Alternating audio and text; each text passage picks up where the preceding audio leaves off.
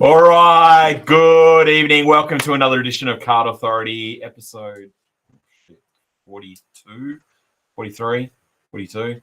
Something like that. Sound is working.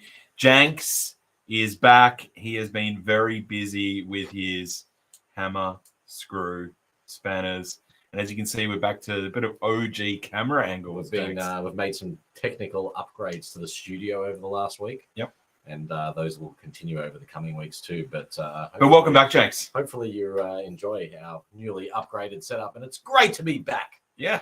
And it's great to see Don in the comments, first, second, and third there. I feel like Don, by asking the question, does anyone like Asahi, that Don is probably enjoying this this Wednesday night up in sunny Queensland. All right, but we are back. Oh, Minwa's here as well. Wow, the big guns are here. But yeah, welcome back to another Card Authority. Calm before the storm. Footy Stars announcement on Saturday. Obviously, we will be back here for Card Authority straight after the review. I won't be here, though. Oh. I won't be here for Card Authority. Okay. I'm going to be away this weekend. Right. But AJ will be with you. Maybe a special guest coming into the studio. All right. Great. No, of course, we're going to be very, very lucky to be joined by, well, he's a rising star in the card community. He's been picking boxes for a long time. He's working hard on social media. He's been doing all of our content. The one and only Thomas Butters will be joining us for his first edition of Card Authority. That will be 15 minutes after the show or the select release. After the select preview. I imagine we're probably going to see on Saturday. Lynn, I guess. I would expect, unless they do one of those digital videos again. Yep. Anyway, back to what you were saying. How's your week been, James? It's just been fantastic, Yep. but I feel like your titling of the episode's probably pretty right there. The calm before the storm. Yep. First release for the year. Footy Stars is coming. We know it's called Footy Stars. Everyone else knows it's called Footy Stars. So that's the first mystery that's been solved. Yep. What do you think is going to happen? What else do we know? What do we know officially? All I know is it's kind of freaking me out a little bit being forced to look at you. I know. The whole time. Straight at you. I'm trying to look down the camera and I'm looking it's at kind you of, and the camera. It's kind kind of of the weird. same. Hello, Pecky and his fellow SCC members. Good to hear. G'day, Burn. Yes, obviously a big, big year of breaks. I don't know what screen to look at. I'm going to have to work this out. It's all a little bit over. Shane Hartney, hello. Welcome aboard. Look up. Look at the up one. Look up? I want to see you look at that one. All right, I can look at that one. Yeah. I like it. I've got one SCC's been the big thing over the last week or so. Maybe let's chat about the SEC before we get into Footy Stars. So you've been busy approving applications. Yes. So how many applications did you get? Oh, lots. Many applications. But let's step it right back. There's been a lot of discussion over the last week or so. Obviously, what was the last episode of Card Authority? I think we actually 2 weeks ago. 2 weeks ago, we announced that some details on SEC were about to You come had an out. exclusive. I didn't expect they were actually going to announce it and open it up the next day for renewal. Yep. But it looks like obviously everyone did their renewals. I'm yet to see any person or hear any person that said they didn't renew their membership. Yep. It would be pretty crazy. G'day, Robbie. Crazy not to, I suppose.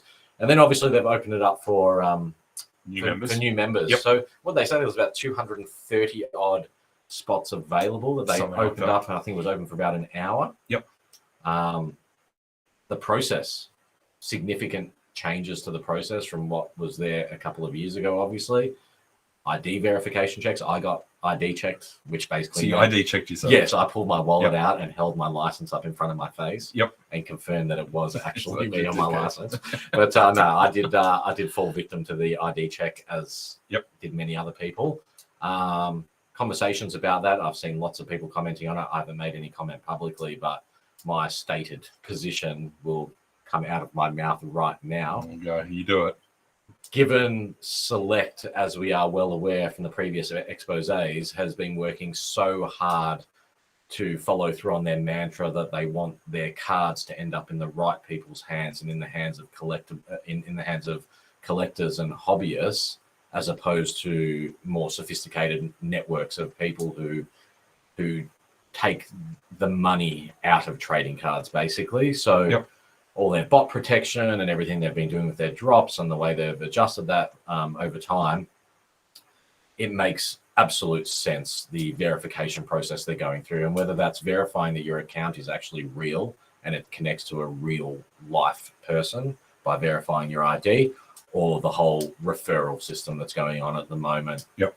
We're obviously pretty well aware that Select monitors a lot of the major social media pages, and they obviously keep a relationship with a lot of the hobby stores and the shops as well. So it's not so difficult for them to sift through and verify information either at a glance, knowing, you know, the names of the individuals who post a lot of content and buy and sell a lot of cards.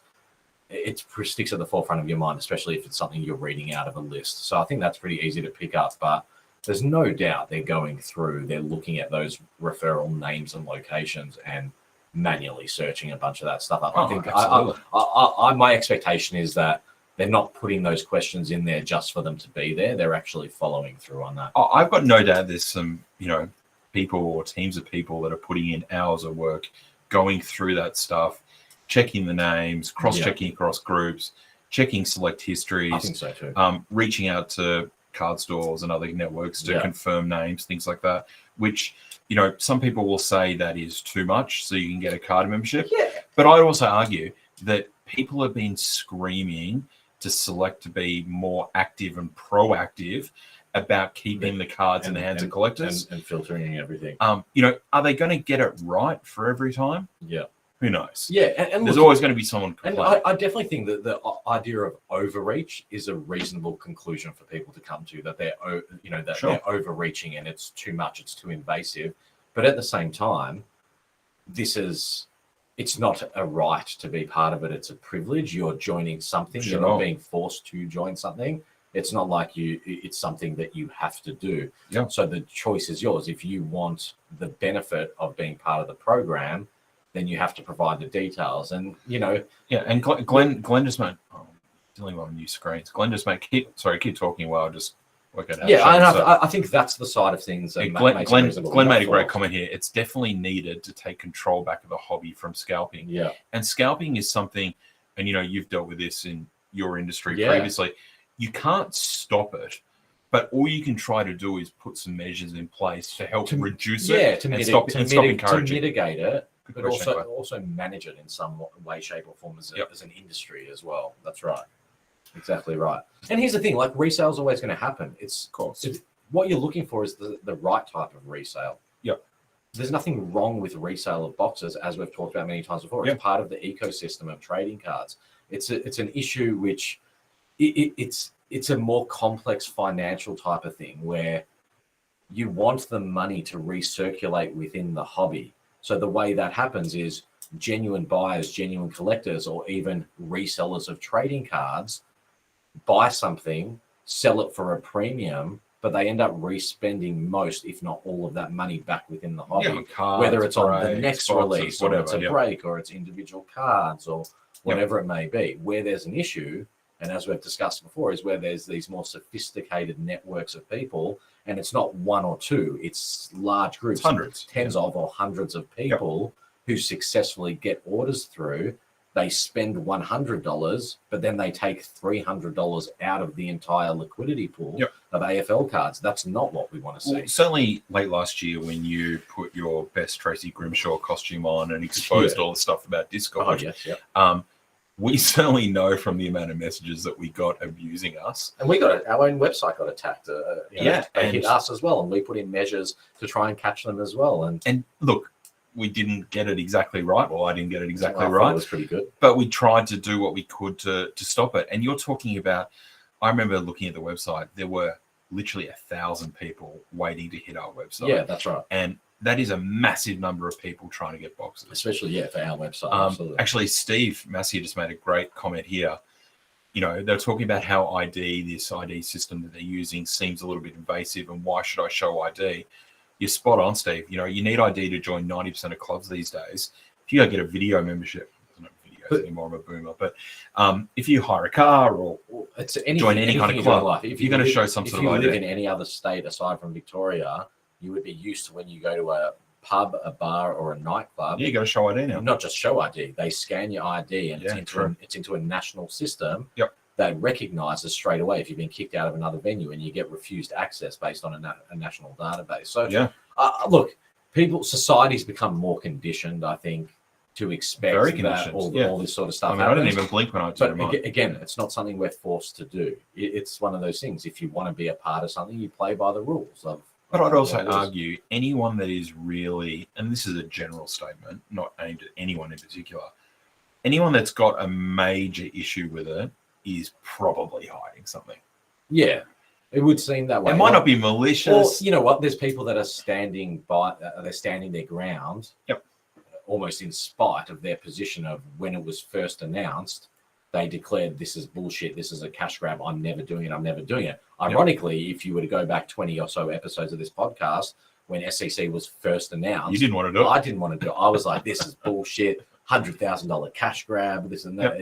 No way. Like, no way. I'm giving $100 to myself. But then after a few days, I was like, well, the 11th hour, I told you to do it. And that's the thing. I would have been one of the last people to sign up. Yep. But that's the thing. I was happy to eat my words at that point because the reality was the way that the market is and the way the hobby is, getting access to boxes for $99 for guaranteed access is an amazing thing. And that doesn't matter if you're ripping every single box, you're reselling boxes, whatever you're doing, to have the guaranteed access, both at a financial level, but at an anxiety and psychological level, it's an absolute win. Like, I don't know. And there's no doubt there's probably some people out there still standing their ground, and there's nothing wrong with that.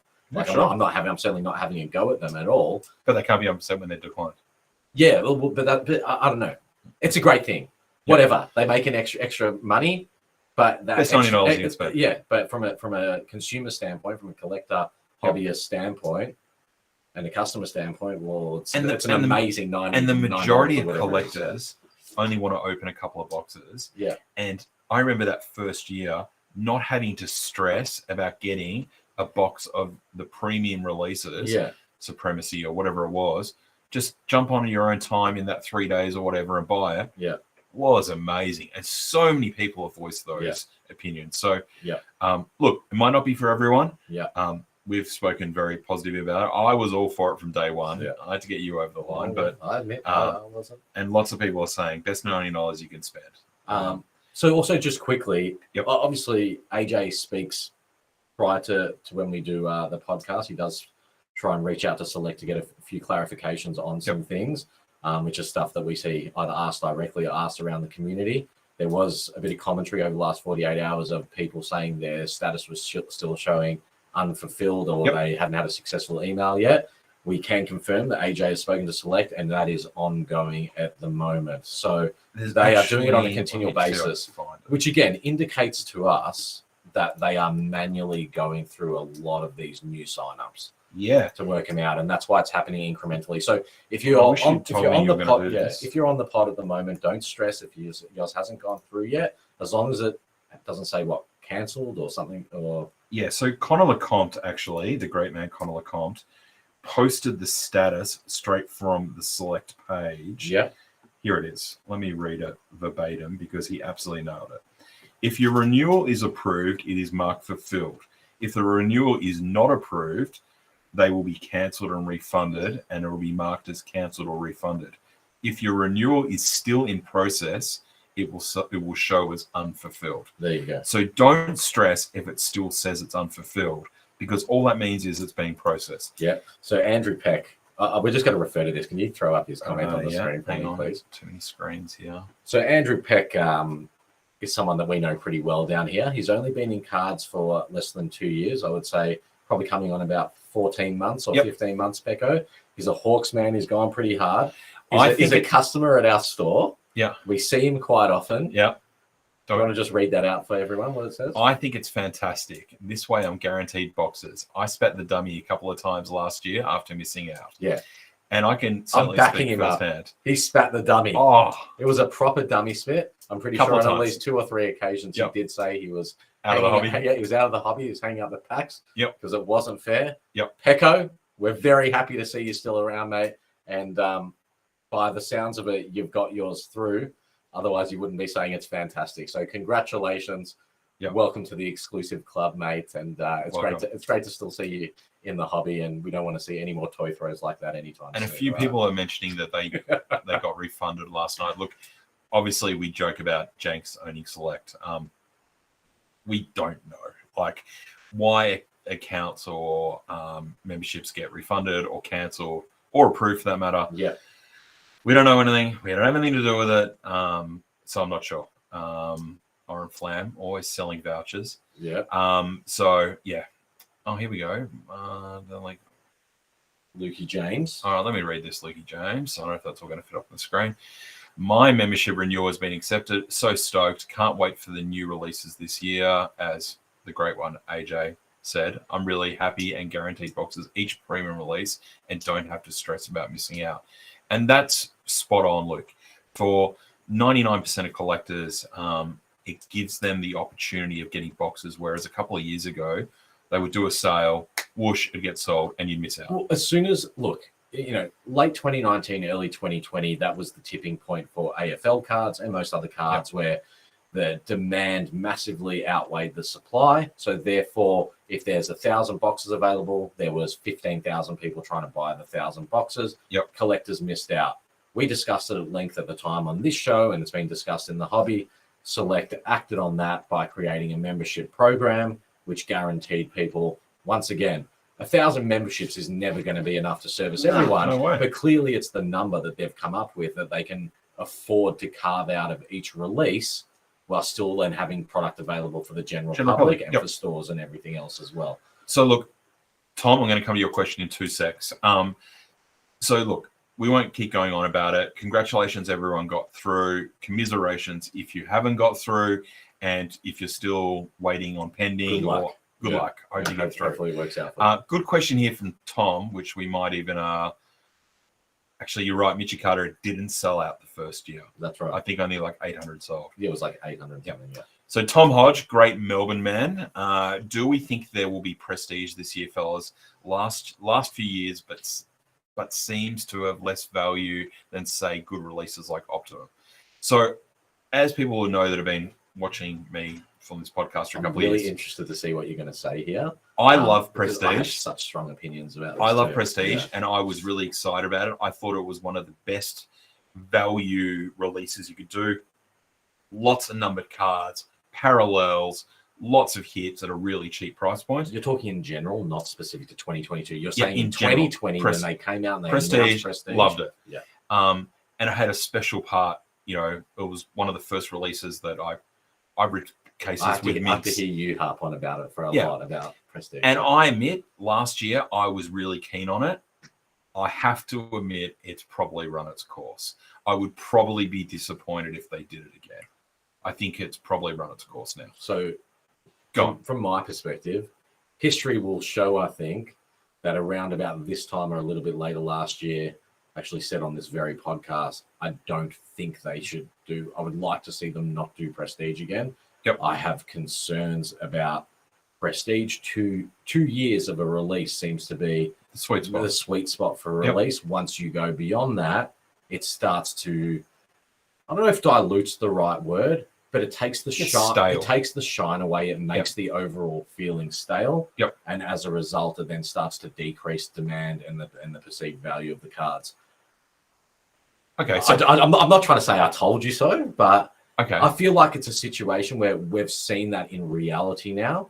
Not only did we see the 2022 release not come out at as high a value as the previous years, but also never achieve those values and much lower low points than the previous years. But what it also seems to have done is brought down the perceived value of both 2020 and 2021. So when someone thinks about, okay, well, in 2022, a green only costs $50. Well, all of a sudden, in their mind, the greens from 2021 and 2020 are no longer $150 cards or $100 cards. They should only be worth $50 as well. My caveat to all of this is, like with all cards and short print cards, such as all select numbered cards, over a period of time, the supply level just thins out so much that it just forces the prices up and the prices drive up. Prestige will recover one day. Of course. It will recover one day. I think 2022 was a mistake and it would have been nice to see something else. I'll be very disappointed if they do it again this year. Yeah, I'm very disappointed. I probably agree with you. And Shane just made a good comment. Shane Watmo, who's obviously been around, well, all my life in cards. we've had 3 Prestige, 2 Optimum, 2 Brilliance, 2 Supremacy. We need to see fresh new releases. But what I was going to ask you, and that's a good point, Shane, that we're all for seeing some new things too. But saying that, if they did Supremacy this I wouldn't year, be disappointed with Supremacy. I don't think I'd be disappointed with Supremacy. I wouldn't be disappointed. And to be honest, like, because every 2 years, I think it gives it a little bit of a break. Yeah, that's right. So Supremacy every 2 years, super premium thing, different to anything else, still different to Brilliance or anything else as well, because you have all the booklets, you have all these subsets, all these things. Yep. Supremacy is one that I wouldn't be opposed to it continuing to come out every couple of years, so long as it doesn't become stale in terms of player usage and stuff like that. Yeah, which is always a problem. Yeah, and to me, like, good luck, like, in terms of ideas and coming up with stuff, There's no such thing as new ideas. Well, that's right. Everything's taken from something else. There is no new idea. Everything's taken from something else. But hopefully they can, if they do continue to do Supremacy, they keep it fresh. It does beg the question around things like Brilliance, though. Yeah. Does Brilliance start to become stale if they do it again? It's been very hot both times. Well, there was we got a good question yesterday. Hey, James, that's a fantastic segue. And I've got too many browser windows open. There was a good question from Brian Wood yesterday. G'day, crew. I can't put it on the screen, obviously. Where does Brilliance sit in the hierarchy of releases? Low numbers in the overall releases, but seem to be low compared to Optimum and other releases. Just thoughts, and I hope we can get your insights. Cheers. So, Brilliance, I think, was absolutely game-changing when it came out in 2020. Ultra premium single They've never card done release. single card. Yeah. What I think has happened in the last 12 months, and this is funny enough, links a little bit to SEC. What is happening now is more cards are getting opened in that first 2 or 3 weeks of a release than there ever have been before. That's right. And SEC is part of that. Yeah. Hobby stores having supply breaks is a huge breaks. part of it. You know what I mean? So whereas, say, back certified 17, where 20-30% of the print run gets opened in a month. In the first 2-3 months. Yep. And then it takes years for the remainder. Well, it's interesting. 70-80% is getting opened in. Certified 2016, more of it got opened in 2020 and 2021. Yeah, absolutely. Than did between 2016 and 2019. Yep. There's no doubt about it. And that's the breaks which really drove that. So the hunger for breaks, they just needed sealed stock. Yeah. So what AJ is obviously getting at here is that the stock gets opened faster, the boxes open quicker, and it gets moved a lot quicker to market, which means rather than there being 5 of one type of card popping up over a week, there's 30 of one type of card pops up over a week. Once all the collectors get theirs and their fill up is done, the cards start to stagnate. You then have a race, to what we call a race to the bottom, where someone comes out, a card may have actively been selling for $400. Then all the collectors have bought it up. They're happy with what they've got. The buying has slowed down on that particular card, particular set, whatever it may be. Then you have someone comes out at 350. Someone sees their 350 and goes, okay, well, I'm only going to sell mine quickly if I do mine at 340. And the race to the bottom is on. Once again, all I'm going to say is premium cards, good players, good teams, good quality cards, short print, numbered, they'll always stand the test of time. It's what is your expectation as an individual as to what time actually means? Because if your expectation is that cards come out hot, they dip off a bit, and then all of a sudden a month later they're going to be twice their value, that's really not going to happen. But you look 12 months on all of a sudden, and the card that's $200 right now that is under market value either doesn't exist anymore or there's only one available and it's $450. Sure.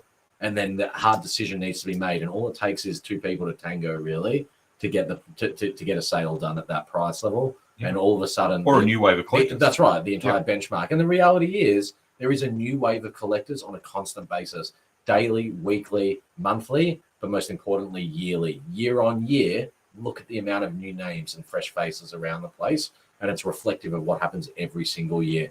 And people, they get the new cards in, the new shiny stuff, and then they want to see what else there was. And you generally work, you're either going the lowest end stuff because that's what your budget is, or you're going the really high end stuff because you want to get those really nice, super high end cards. So that probably segues to another question that was posted last night by Glenn McAllister.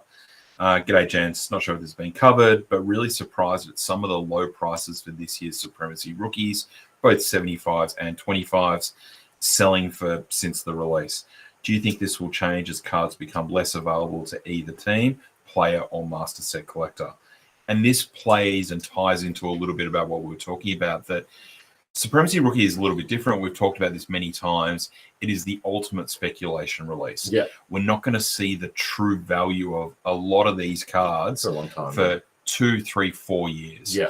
But one thing you will see, and one thing we've noticed from last year, is good luck finding the number to 25s for those big teams in the 2021 release. And that's, so look, I'm just going to chime in for 2 seconds here, or maybe 10 seconds, but data comparison will indicate that being numbered to 25, most of the rookies, both from 2022 and 2021, are undervalued against the historical market purely based on numbering. So take away the team, the player factor, any of that sort of stuff, just purely based on numbering, they are undervalued against the market, which means over time, the valuation and the cost of those cards, it's going to be, in percentage terms, a huge rise. And in monetary terms, it's going to be a huge rise. There's cards selling for $100, $150, $200.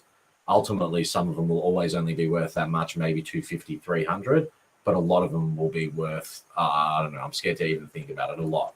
Well, they just won't be around. That's why they just won't exist. Yeah, they won't exist. And if you want it and it has potential as a centerpiece card within a collection, you're going to pay a premium for it. And this is time. It's just a time thing. And it's no different to some of those Hall of Fame legend signatures right now selling for $3,000 to $5,000, when 2 years ago they were $1,500 and 4 years ago they were $1,000. And at the time, collectors were complaining how their cards are only worth $700.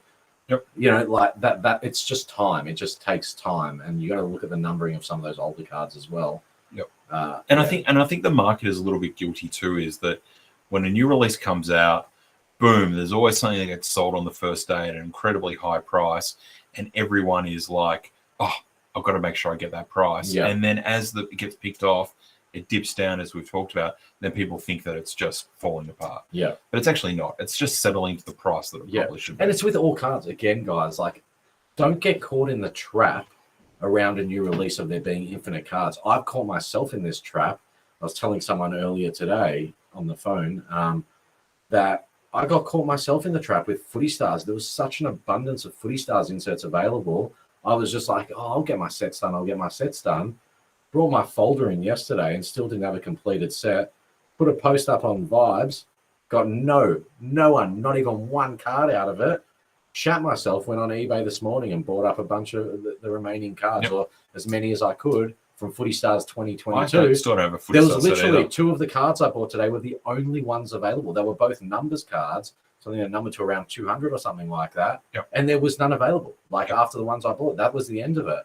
And it just shows, like, it really does ring true. The cards disappear after time. We know from our own eBay at RGB Collectibles the volume of Footy Stars singles that have sold over the last 2 months. We had to open when the release cases. was almost a year ago. We opened more stock to service the market. So just be mindful, you know. Yeah, and look, I think, you know, and there's obviously lots of great conversation happening in the chat. I can't sort of get it all up, but it doesn't matter whether you're talking about older cards, current day cards, cards from last release. Over time, there is going to be an increase as there are new people that not only come in and want to buy cards, that's right, but people that leave the hobby and those cards are tucked away in a cupboard and just don't appear. So it's not like when people leave the hobby or hang just the packs sell up, up everything. they sell. That's There's right. a lot of people through different moments in their life that go and put cards away and then come back to it later on. Absolutely. So, you know, that's why the numbering of a card is never reflective of what's truly in the market or may ever be available in the market. Absolutely. Flam trying to spruik for business. Make sure you check out Gary Peer and Associates. Actually did some work with them on the weekend, and they were real professionals. There's some really good commentary, obviously, Really good going on at the moment. Shane Hartney, I've only been in this great hobby for 2 years. Let me get on the screen. Yep, I've only been in this great hobby for 2 years. I'm just excited. There's more footy cards being released. Can't wait to open with my boy. Absolutely. And we're excited about that too. it will. Thanks, Lauren. We will talk about that a little bit later on, obviously. And of course, just if you guys aren't aware, we, as always, do our post-select show on Saturday, straight after the live stream. Yeah. We will be online to break down Footy Stars, look at the inserts, go through what's good, what's bad, and give you all the details of the on sale. And I will be joined by the one and only Thomas Butters. Very nice. Lukey James has just brought up something interesting, and maybe do I need to read it before I put it up? Oh no, I think we can throw it straight up there. All right. Footy Stars is an interesting one because it's one of only releases that still has sealed boxes and packs left that haven't been opened yet. So a card may be numbered to 200, but only 100 or so have surfaced. I could be wrong, but that's my thought. You are bang on, and it's not just about not being opened. Not being opened is definitely What about the kid factor? You got the kid factor, so it's what happens to those cards once they come out of a packet. Yep. The distribution model of Footy Stars, it's a Series 1 product. It's a $3 a packet product. Yep. The distribution model of it isn't designed to service the hobby. The distribution model is for the mass market. That is a product that comes out. It seeds people. It gets kids on board. It gets anyone, your entry-level person who wants to collect cards, yep. Someone who just wants to buy something because they're bored at the servo, whatever it may be. But a huge portion of those cards, one, they never hit the market. They get destroyed. They end up in folders. Team Coach is a really good example of how that happens with kids. You've got all these kids sitting at home with stuff they don't even know. That's why like Cardcraft redemption numbers are so low, because kids don't even realize what they've got needs to be used by a certain time period. So the same applies with Footy Stars being a mass market product. It's distributed to the widest reaches of Australia. It goes into supermarkets, service stations, news agencies, milk bars, Australia Post, all those different places. So you're absolutely right. And again, I'll refer back to it as we've done so many times in the past. The 2018 Dustin Martin Brownlow Redemption, 17. The 17 Dusty Martin Brownlow Redemption. I remember asking at the time select. I asked in 2019, the question was by far the highest redeemed ever, the highest ever amount that was sent in to be redeemed, and it was 30%. Yep. 30%. Yep. So on that basis, and no doubt there's been more done since then, as more have been uncovered, yep. Not just the stock got open, but people, when they started to see these articles and news and radio about trading cards and all these things popping up, they went and had a look. Parents were looking through their kids' folders, all that sort of stuff. But I'd still argue there's probably not more than 40% or something redeemed. We should actually make a note to ask Select about this. I think it'll be higher than that. But whatever it may be. I mean, I've got 40%. But it's reflective. Series 1 especially, because it's such a broad distribution model. Yep. The numbering on cards is not a reflection of how many exist. And Stan Stanley made a good comment that Select sold out of last year's Footy Stars, though previous years still available. Yeah. So this is a little bit tricky, Stan. So Footy Stars, obviously there is allocations that go to Avado, which look after the supermarkets. It goes to news agents. It goes to the distributor. Goes to hobby stores, and then gets sold general sale. Yeah. So call it day one. It all gets dispersed. What can happen though is that the supermarket chains send it back after a certain period of time. For whatever reason, it doesn't sell, doesn't get through the distribution center, whatever it is. And that's why some of it can come back. I would imagine in the earlier Footy Stars, the 17s, the 18s, the 19s, the ones that are still for sale on Select, that's actually a couple of pallets of stock that's come back somewhere from a distributor. Yeah. That would be my guess. Yep. Yeah, that absolutely makes sense. And look, it's weird. You find weird packets of old Footy Stars in different stores. Oh, you yeah. know, I find like when I'm away on holidays with my kids and stuff, you go to some random news agency or random milk bar in some, holiday town somewhere, and you see a packet of Footy Stars current or 2 years old. Yeah, and you certainly saw that with Team Coach. Yeah, and you see with Team Coach too. Yeah, you definitely see a lot of that for sure. Alan Ramage has said something really interesting here, and I don't know whether I am for or against it. So you're talking about the redemption? Yeah. I think redemptions should have an end date. Well, they started doing that on Supremacy. That's true. They did. They did do that on Supremacy. There was 2 or 3 years. Michael Longsig or something? No. On this one. Current one. So the Dusty Norm Smith booklet, or the multi-Norm Smith booklet, and also I don't know what else it was. No, it must have been the Dusty Premiership Super. Brownlow double, maybe. No, they were all in. Oh, they're all in boxes. Yeah, but that definitely had an expiry date on it. Interesting. Yeah, I think it was like 25. Yeah, see, Alan, this is a really tough one for me. So, Yep. you know, you open something today, you get your redemption, great, you get it. If it expired in 12 months' time, all of a sudden the value of your redemption, your card, in theory, if it's redeemed, probably starts to go up dramatically because there's never any more. But on the flip side to it, and it's probably a bit more selfish as a breaker, but also as someone who would want to open old stock in the future as well, it actually kills the value of back catalog. Because all of a sudden, if you know that in 2024, that from 2022 Optimum, you can't get dual SIGs anymore and you can't get mirror SIGs, it kills the value of the product. So I suppose... And the comments are basically saying that... It poses so many questions. So as Don said, what makes Select great is you can still redeem oldies. Disagree heavily. And then Shane Watmo, again, has made another good comment here. If they have an end date, then leftover stock becomes worthless. Not only does the leftover stock become worthless, but what happens with the 50 Dustin Martin signatures sitting in a vault somewhere? Yeah, do they have to get destroyed? Because they can never be redeemed. Yeah, so... I suppose that's the difference that Select and the international companies... And look, everyone gives Select a lot of wax about a lot of things, including redemption process and everything. All I'm going to say is, if any of you guys collect NBA cards or NFL or international product, go through the Panini redemption process and you'll regret having ever said anything about Select's process. Because they don't even get the cards signed in advance. Yep. You could get a redemption in a packet right now where the card isn't getting signed for another 2 years' time, if it ever gets signed at all. There's the famous situation with LaMelo Ball. They went and put all these redemptions out there, and they couldn't get a contract signed with the guy. And the problem is, they then just give you what they believe to be a suitable replacement. Could be from any player, any team, and any product release. Yep. The fact that Select only puts to market the exact amount of redemptions for cards that they have. They won't release the product unless they either already have every SIG to correspond with every card, or they're in the process of getting every SIG with every card with the contracts in place.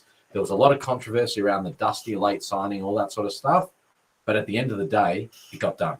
It got done. Their strike rate is 100%. Yeah. And we need to be confident in their process and how they do things because they've always delivered on it. And I love the fact that if there's 50 redemption cards in circulation, 50 exists. There are 50 signatures in existence. Yep. If you get one, you will not be shortchanged. So a couple of good questions here, just pivoting away here. Chris James, for a first-time collector, what should I know about Footy Stars before I start collecting?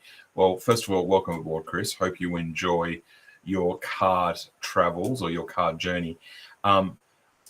Just get excited about it. Footy Stars is a product that is very accessible. You can buy it at your local stores, your hobby stores, online for Select. It won't snap sell out in 10 seconds like a premium release. Yeah, don't stress. You can buy it everywhere. It's relatively cheap to buy, $3 a packet, $100 a box if they keep the same prices. It's very easy to consume. You don't need to go hard in 1 week. Yep, the's lots of time. Space and there's it lots out. of it. And don't feel stressed that you see everyone else going so hard at it. Do what's within your means. Do what you want to do. If you want to grab a few packets each time you fill up petrol, do it that way. You want to go buy a case. Yep. Do what you want to do, but don't think that it's going to be gone after a day. It'll be around for the duration of the season generally. And the good thing about starting your journey, Chris, is get involved in the different Facebook groups. Look at the resources. Like a Card Authority, we have heaps of resources on how to trade cards, how to list cards on eBay, how to ship cards. Start learning the process of how to be involved in the card community. Yep. So you can not only go and buy packets, but you can trade, you can sell, you can buy, and make sure that you just absorb the information and the resources. Yep. 95% of people in all the communities and the groups want to help. They want to help you trade and be a good citizen as such in the card community. So don't be afraid to really immerse yourself in Footy Stars because, as Jang said, it's cheaper, it doesn't hurt your pocket as much, and you can really have a good crack at it opposed to say And starting at Supremacy. It's a and good Footy. entry point to start to get your communication lines open with other collectors. Absolutely. And that's a big part of it. What you're going to find, and I think a lot of us come from the same background story, is you have a starting point, you buy some packets, you get into it. It may have been with your kids, it may have been with you, it may be a nostalgia play because you were a 90s or 80s child during the card boom, whatever it may be. And then it builds and builds. But one of the biggest things about trading cards is the community aspect.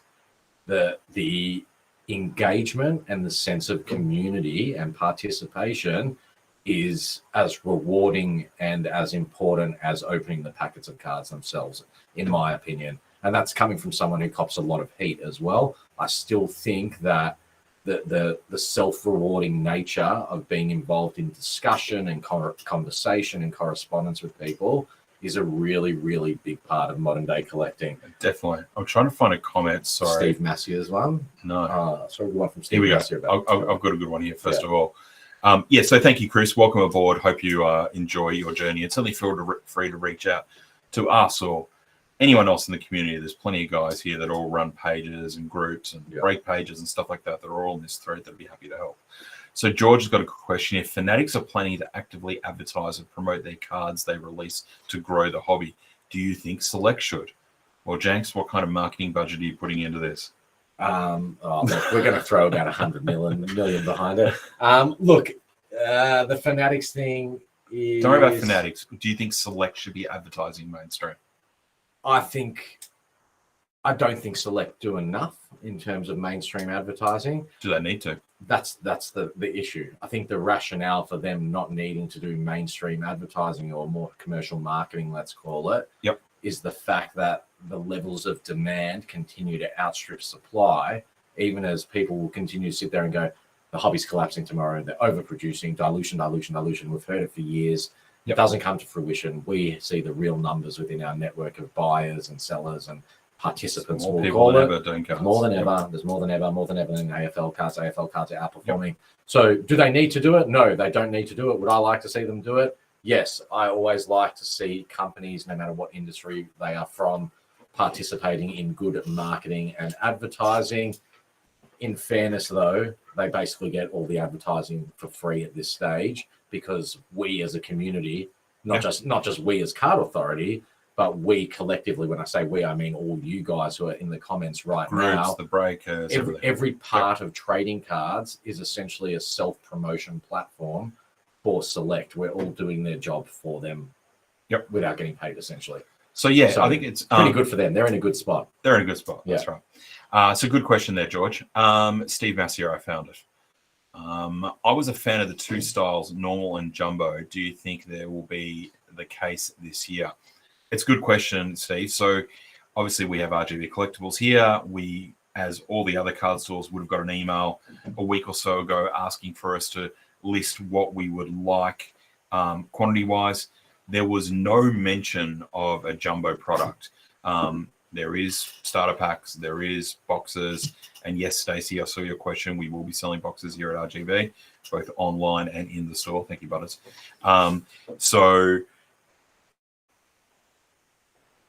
Do I think there is going to be a surprise? History would say Jenks normally has something up his sleeve. History would say normally... But we don't know anything. We get the emails like everyone else does, which is essentially a sales... It's a sales team forwarding. It's like an order form. Contains very, very limited information. Generally, when we watch the previews on the preview day, there's a whole lot more than what's been sent out to the retailers in the email. Were you a fan of Jumbo? Well, I think we were quite open and honest that said we thought the concept was good. They just didn't execute it very well. That's right. I thought it was the right time to release a product like that to market. I think now is still probably the right time if they were to do it again. But agree. I think we've both talked about it probably at length. The execution last year wasn't quite right. The idea was right. The execution wasn't there. The lack of carryover of inserts was a real problem. So if they were to do it again, I would like to see an upgraded version of it. Well, I think people were critical that there were parallels in theory. But then you didn't have predictors and stuff like that. But also then the parallels were kind of what made Prestige good. Correct. So by have both. So kind of by butchering jumbo, Yeah, they kind of fucked my baby Prestige. that's true. So, Jeez, I don't know. It's definitely making me think. I hope I don't do Prestige again. Like that's a real problem for me in my mind, to be honest. Like that's now that we've talked about it on the show, it's actually really playing on my mind. I think that's a disaster if they do that again. I feel like we're kind of cutting into a topic that I wanted to move to soon anyway, Yeah. which is a brand new segment Wow. that we're going to start here on A Card Authority. Wow. And it is called Change My Mind, Jankovic. Change your mind. Change my mind. Wow. Because as a few of the long-time viewers and listeners will know, you can catch up on all the shows on YouTube, Spotify, Apple Podcasts, and, of course, SoundCloud. Illustrious number 2 here, Adam Janke, loves to educate and give an opinion. So my topic today that I want you to change my mind on, Janks, we as a hobby are guilty of trying to turn footy stars into a hobby product. Would we be better off having a premium release like Supremacy or Brilliance? Wow. First release out the gate of the year, putting someone on the spot instead of footy stars. Let me just change my mind. So hold on. So your question. My question is, would the hobby and the card community be better to have a hobby release a premium release before footy stars? Before footy stars, January and March. Because it's been 3 or 4 months. We all love cards. I know I'm hanging for it. We're hanging for footy stars. Imagine if this week they announced it was Supremacy. Okay, so oh wow. All right, I'm a fan of building things up. Okay. You build. Because if you start at a peak, there's only one way to go, which is down. Okay. So as a year progresses, to me, and we're talking about specifically footy cards and footy stars and premium releases here, like this doesn't necessarily apply to any other sport or any other genre. Yep. We're going to talk about specifics here. The start of the footy season signals the start of the new releases or the calendar year releases of cards. Okay. Yeah. I feel like it's a process of building. You need to start at a low level like a Footy Stars or Series 1 and progressively build up to the bigger things as the year progresses. It's not to say it wouldn't work. The market conditions are that they could release anything at any point in time and it's going to basically sell out. That's true. It doesn't matter what it is and when they release it, it's going to sell out. But I think from a collector's standpoint, I would like to ease into it. I'm also conscious that Series 1 uses the previous season's photos and therefore the checklist, the team representation of players is based on the last season. So it doesn't pick up any of the players in new teams, whereas Series 2 most often does. Series 2 does. Yeah, Series 2's got them because they're using AFL media images from the early stages of the season or whatever it is. So I have concerns that whatever the premium release is, all of a sudden, if it's not something that's supposed to be like a retrospective release based on legends or whatever it may be, and it's got a current player list in it, it's still going to have the previous, like it doesn't account for any of the changeover. I don't know. It would work, but I don't like it. So I understand the logistics. I like the build up. Let's go something cheap, something small, our footy stars. Then let's go to the next thing and let's just keep going. Let's build. But so I understand the logistics, but us as a hobby, okay. For the hobby, you want to seed people into it, the new collectors, the new people. Do you think that people get burnt out quickly on footy stars Maybe. because it doesn't scratch the itch that they actually want something premium? It's an interesting one, but what about the notion that footy stars and Series 1 is what brings people into the hobby? So you want that to happen at the earliest. That's a valid point. So you want that to happen at the earliest part of the year, so that by the time the good releases come out, people have access to them. Like I dare say, there's collectors, newer collectors from the last 12 months in the stream right now. Yep. That probably came on late in the year. They might have turned up during Brilliance. Yep. Or Optimum. And be annoyed that they hadn't got on earlier and that they missed those earlier releases. And they'd be thinking back going, well, actually, I wish I was there for Footy Stars. I could see what Footy Stars was. And then I could get fucking excited when the next release comes out and it's got SIGs in it. Well, and then the next release has this. And I remember so many of our store customers, I feel like I can actually name some of them, whether it's Glenn Anthony, your Sean Deans, Jimmy Lawson, Pecco, all these guys who joined during a Footy Stars launch, and the conversation in store is always the same of just wait a couple of months. You think that card's cool? You think that looks good? You think that's exciting? This is nothing. This is the NBA hoops. This is the hoops of footy cards. Just wait till the good shit starts to come out. And then all of a sudden, the next release comes out, like, oh, Zigs, DPSs, redemptions, all this stuff. You know what I mean? Whereas imagine Optimum came out and then Footy Stars came out afterwards. Okay, who's collecting Footy Stars then? So Matt Thurmer, you can read the comment out because he kind of agrees with what you're saying, which brings a very valid point. And that's I think. Go on, read it out.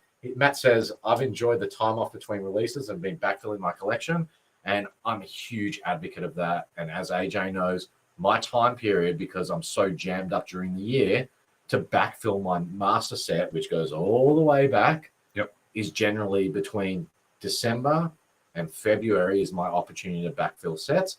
And I also think that aspect, and you've hit the nail on the head here, Matt, it is the importance to the sustainability of AFL cards is the requirement of backfilling sets, because ultimately that kicks back into that demand factor, which leads to the thinning out of the depth of cards, which drives up the value of the cards that people hold within their collection. Shane Hartney, he's on board with you. Go, James, you can read this. I'm sticking with you. He says, I'm sticking with it. So I'm sticking with Footy Stars. My bank balance after Christmas allows me to buy some boxes to open. Then I pray for tax time, Harry, so I can afford the bigger releases. All right, I like it. And Team Janks. Glenn has made a good comment here. He said, should there be 2 parallel sets released, Footy Stars normal range that's unnumbered and a Footy Stars premium release hobby only? I support that too. It's probably smart. I like that. I suppose the only thing about it is, look at all this Janks love. As collectors, we want it all. Janks. We want both anyway, Glennie. So as collectors, I think we're going to go out and buy the numbered ones anyway. And then we still need them. Well, it depends what type of collector. But for me, I need every type of one: the error ones, the numbered ones, the unnumbered ones. Every type of one. So that's good valid point. Well, see, Jimmy Lawson, he said, "You're so right, James." I remember Jimmy. I gifted Jimmy a DPS once when it was Footy Stars time, and he's like, "What the hell is this?" I'm like, "Mate, I want you to have this so you can see what's coming." Is that right, Jimmy? And then boom, look at the guy. He's basically rivaling my St Kilda collection now. He's doing well. He is. All right. Well, I don't know if you necessarily changed my mind, but you certainly had a good crack, and we'll see how this segment moves forward. I like it. Maybe if you guys have ideas that we can get Janks to try to change our minds, shoot them through at cardauthority.com.au, and we will look to, see if we can give some life to this segment. Yeah. Talking about opinions, actually, I might just try and clarify something quickly here. It's made me think about it. Oh, because you going off? No, because you did this to me last week as well. Okay. And you sort of put me in the shit a little bit because maybe I didn't contextualize it correctly. Maybe take it a little bit out of context. Okay. We had a little bit of chat about grading. I'm not going to harp on about it, but I do want to address it just in case I've been. Should I give a recap? Misinterpreted. Go recap it quickly. So last week we briefly spoke about, or last show, that grading cards for AFL, there is no substantial data to say that there's any massive increase in price or value. Yeah, there's no broader overall increase in value. Yep. I just want to clarify. Change everyone's mind, James. I don't know. It turned into this bit of a fest out there of these anti-graded cards and whatnot. Yep. One, I'm not anti-graded cards. I'm not anti-graded AFL cards. You were anti. And I'll let out a little bit of a secret here. That here at our business side of things at RGV Collectibles, over the last couple of years, we have got a very significant amount of AFL cards graded predominantly with PSA. Yep. A lot of them, probably 50 or so, have sat on both eBay and on the shelf in the store. Yep. With prices on them that would be relevant if they were basketball cards or something else in order to test the market and see what it feels like. The fact that we struggle to sell them not only for the listed price, but any price at all. We have sold some.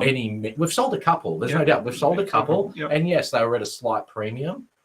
But at the moment, graded AFL cards at a broad level, not a cherry-picked single card or a single listing or a single eBay sale or a bunch of sales that no one can actually verify in legitimate data, as of right now, graded AFL cards don't seem to be fetching more money. But I will categorically say that I believe in the future, a time will come that graded AFL cards will have more notoriety and more interest, which then turns into more demand, and therefore they will be more valuable to the extent that we invested a lot of time and money in getting cards graded ourselves.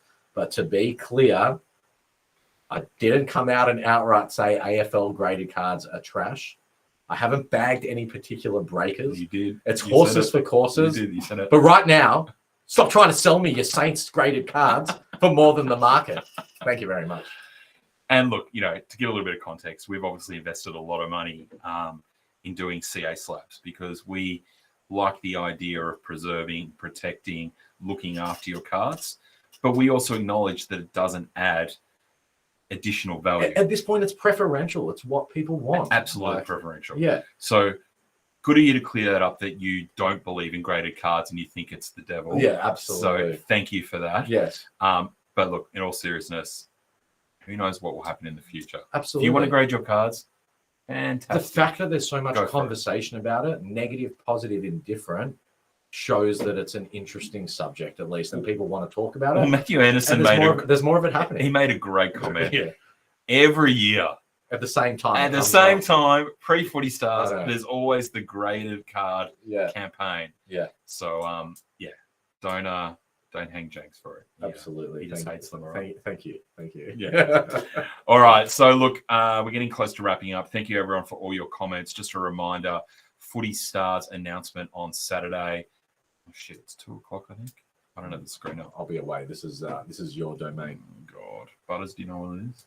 Saturday afternoon, Footy Stars announcement. You'll see a reminder come from Card Authority. Yep. And again, if you haven't checked it out already, make sure you jump on the website. We've had some major updates to the website. We've got a lot of fantastic resources and articles available now. There's also the entire back catalogue of episodes as well as some short clips. Butters blog. There's Butters blog. We hope you guys are enjoying all the content at the moment. 12 p.m. it is. Thank you, Stephen. We said we were going to make more of an effort. We're trying to make that effort. If there's things that you guys want, make sure you let us know. If there's particular types of articles or resources that you want, whether, I know we've got up at the moment how to package cards, redemptions, how to avoid scams. What else have we got up there? We got all sorts of things. Lots of really good content up at the moment, speculation around cards, different types of things. Make sure you check it out if you got some spare time. And make sure, give us a Google review too. How about that? Jenks being away on a Saturday. No way. Good work, Ashay. All right, on that note. Hang on a sec. They're all Glenn McInerney. Any chance of staying in the podcast later due to me not getting home in time from work? We can't, Glenn, but you can catch up on all the episodes on YouTube, SoundCloud, Apple Podcasts, Spotify, on Facebook, all that kind of stuff. And Glenn, you can always send us messages that we will read out on air. Robbie O'Dwayne's chance we can start earlier. Very nice. 12 p.m. Lockett says it's at 12 p.m. 12 p.m. So we will be on air straight after that to break down Footy Stars. Me and Butters will go absolutely ham at looking at all the checklists, all the ins and outs about the sale details, when you can buy, what you can buy, how much you can buy.